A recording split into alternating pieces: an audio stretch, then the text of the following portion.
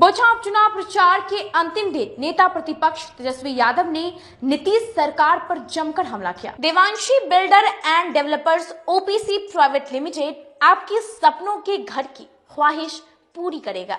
बोचहां विधानसभा उपचुनाव प्रचार के अंतिम दिन नेता प्रतिपक्ष तेजस्वी यादव अपने प्रत्याशी अमर पासवान के पक्ष में जनसभा को संबोधित करने सरफुद्दीनपुर हाई स्कूल मैदान में पहुंचे। इस दौरान राजद के कई कद्दावर नेता मौजूद थे। मौके पर भारी संख्या में लोगों की भीड़ दिखी। आपको बता दें कि तेजस्वी यादव अमर पासवान के लिए वोट मांगने तीसरी बार बोचहां विधानसभा क्षेत्र में पहुंचे। इस दौरान तेजस्वी यादव ने सरकार पर जमकर हमला बोला है। उन्होंने सरकार पर तंज कसते हुए कहा कि अगर चोट देना ही है तो वोट से देना चाहिए। उन्होंने सीएम नीतीश कुमार पर तंज कसते हुए कहा कि बख्तियारपुर में मुख्यमंत्री को घूसा पड़ता है, इसकी हम निंदा करते हैं। उन्होंने कहा कि बख्तियारपुर में मुख्यमंत्री और मुख्यमंत्री को घर में घुसकर एक घूसा मारता है। ऐसे में बड़ा सवाल खड़ा होता है कि बिहार में बिहार का सीएम सबसे सुरक्षित होता है। उनकी सुरक्षा में करोड़ों हजारों लोग करोड़ों रुपए सुरक्षा में लगते हैं, फिर भी घूसा खा जाते हैं। ऐसे में आम आवाम कितने सुरक्षित है? सबसे ज्यादा पैसा किस पे खर्च किया जाता है? मुख्यमंत्री की सुरक्षा पे ना। सबसे सुरक्षित इंसान वही ना होते हैं। बख्तियारपुर उनका जन्म हुआ था, वो अपने गांव घर गए हुए थे, एगो लड़का घुस करके घुसा मार दिया। ये नहीं होना चाहिए। अगर आपको नेता पसंद नहीं है, कोई वादा नहीं पूरा किया, कोई बेरोजगार बना के रखा, महंगाई बढ़ा दिया, किसान मजदूर को तबाह कर दिया, पलायन बढ़ा दिया, कारखाना नहीं लगाया, तो घूसा मत ना मारो। वोट का चोट दीजिए, वोट का चोट दीजिए। लोकतंत्र में हिंसा की कोई जगह नहीं होनी चाहिए। हम लोग पीसफुल लोग, शांति प्रिय लोग, झंझट झगड़ा से दूर रहने वाले लोग। तो बताओ, लेकिन इस घटना ने तो ये भी साबित कर दिया, गृह मंत्री भी वही है, मुख्यमंत्री भी वही है। मुख्यमंत्री को कोई भी घुस के मार देता, अगर उसके पास चकुए होता, तेजाबे होता, तो आज क्या होता? कहाँ हम लोग लज्जित हो जाते? बिहार के लोग लज्जित होते कि नहीं होते? लेकिन बताओ, किस पे कार्रवाई किया गया? किसी पे नहीं, छोटा छोटा सिपाहियों, बड़ा बड़ा अधिकारी पे नहीं किए। बताओ, घूसा भी खा रहे हैं तो बड़ा बड़ा अधिकारी के ना सबक सिखाना चाहिए था, ताकि मैसेज जाता अपराधी में, ऐसे का मनोबल बढ़ जाएगा रे भाई। तो आपको ज्यादा कुछ इस पे नहीं कहना, आप लोग तो खुद ही होशियार है। जब मुख्यमंत्री ईद बिता रहे हैं तो औरों का क्या हाल? वो तो होम डिलीवरी हो रहा है। शराबबंदी बंद होनी चाहिए। आप लोग सब लोग जानते हैं, नशा मुक्ति होनी चाहिए। जब कानून नीति जी हम लोग सब लोग मिलकर बनाए कि बिहार में दारू नहीं आ रहा है, नहीं होना चाहिए, तो कहाँ से दारू आ जाना? यानी और कोई नहीं, सरकारें मिल करके, माफिया मिल करके चला रहा। और तो बिहार विधानसभा के स्पीकर साहब ने कहा कि पुलिस 100 बोतल पकड़ती है तो 10 से दिखाती। संजय जायसवाल तो कहे वो घिराए थे, भाई उनका भी सुरक्षा बढ़ा दो बोचहां में, वो भी घेराए थे। वो क्या कहते हैं कि पुलिस का लोग जो है शराब माफिया से मिला हुआ। के टिकरा कहता बुझाते नहीं, अपने सरकार की अपने बुराई। इधर राजद के पूर्व एमएलसी प्रत्याशी शंभू सिंह ने बताया कि अमर पासवान का जीत तो हो चुकी है, लेकिन ये देखना है कि कितने मतों से जीत होगी। उन्होंने ब्रह्मर्षि समाज के सवाल पर कहा कि जो नेता ब्रह्मर्षि समाज की बात करते हैं वो सभी लालटेन में आ चुके हैं।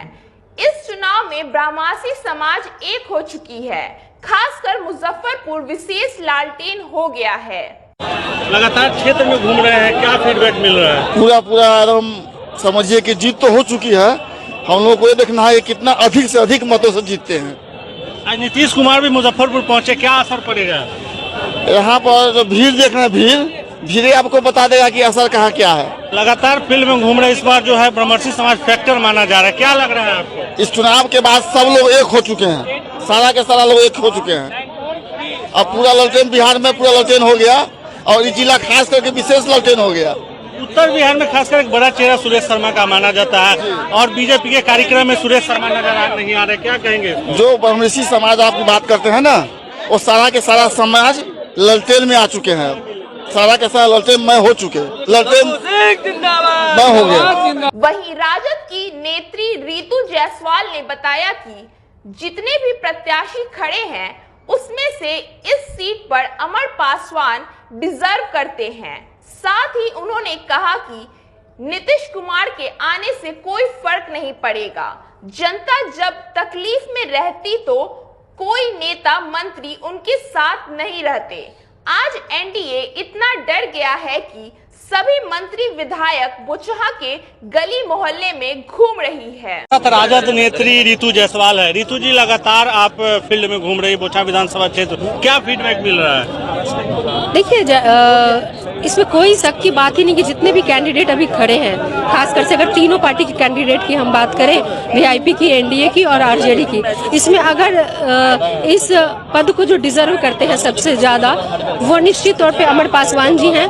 युवा हैं, पढ़े लिखे हैं, एमबीए हैं, एजुकेटेड हैं, तो निश्चित तौर पे अब जनता जो है ना, ये जात पात, हिंदू मुस्लिम, इन सबसे ऊब चुकी है। जनता अब चाहती है कि जो मेन मुद्दा है, यानी कि बेरोजगारी का जो मुद्दा है, नौजवान जो लाठियां खा रही है पटना की सड़कों पे अपनी ही नौकरी मांगने जाने पर, तो ये नौजवान खुद उस तकलीफ को समझ रहा है। जिस तरीके से दरोगा बहाली को लेकर के घटना हुई, जिस तरीके से रेलवे बहाली में बच्चे भाई अपना भविष्य मांग रहे हैं और आप उनको जेल दे रहे हैं, कितने एफआईआर दर्ज हो गए, कितने बच्चे जेल में, उनका सबका भविष्य खराब। आज नीतीश कुमार मुजफ्फरपुर में प्रचार प्रसार करने पहुंचे थे बेबी कुमारी के पक्ष में, क्या कहेंगे, कितना असर पड़ेगा? देखिए, नीतीश कुमार जी पहुंचे क्या, उन्होंने तो एक आज एनडीए के एक मंत्री संतरी को एक गली मोहल्ले में लगा देने की नौबत आ गई है।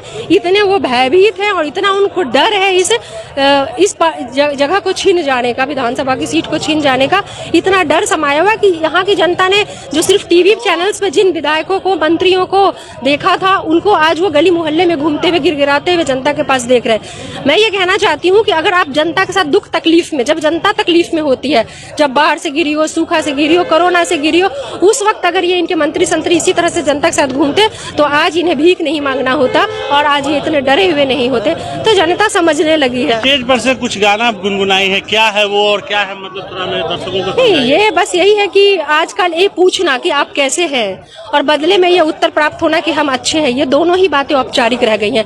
पूछना भी कि आप कैसे हैं, पता है कि सामने से उत्तर जो आएगा वो अच्छा आएगा लेकिन मन मार के आएगा, तो ये औपचारिक प्रश्न रह गया। तो हमने वही जगजीत सिंह का जो गाना है कि तुम इतना जो मुस्कुरा रहे हो, क्या गम है जिसको छुपा रहे हो, आंखों में नमी, ये गरीब के हालात को हम बयां कर रहे हैं कि आंखों में नमी, हंसी लबों पे क्या हाल है, क्या दिखा रहे हो। आज भरी प्रचार प्रसार होगा, खासकर महिलाओं की आप फेवरेट रही हैं, क्या संदेश रहेगा आपके द्वारा? सबसे ज्यादा जो मार है वो महिलाएं झेल रही हैं। सपने दिखाए थे उज्ज्वला के माध्यम से, गैस सिलेंडर, गैस दिए, चूल्हे दिए गए, लेकिन आज सिलेंडर उनके हाथों से निकल चुका है।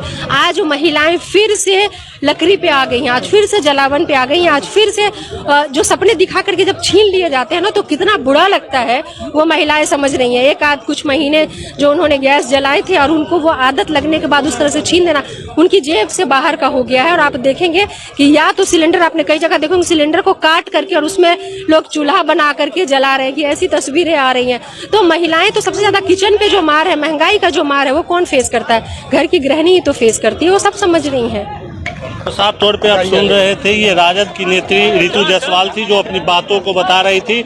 आज मुजफ्फरपुर में मुख्यमंत्री नीतीश कुमार पहुंचे हुए और तेजस्वी यादव का आज तीसरा सभा था जो समाप्त हो गया है। उन्होंने नीतीश सरकार पर कई हमलावर करते हुए कहा कि नीतीश सरकार बिल्कुल पूरी तरीके से फेल है और उनकी ही सुरक्षा नहीं हो पाती है, तो आम आदमी की सुरक्षा कौन करेगा, इसका जिम्मेवार कौन है, ये सारी कई सवालों को बताते हुए उन्होंने नीतीश सरकार पर जमकर निशाना साधा।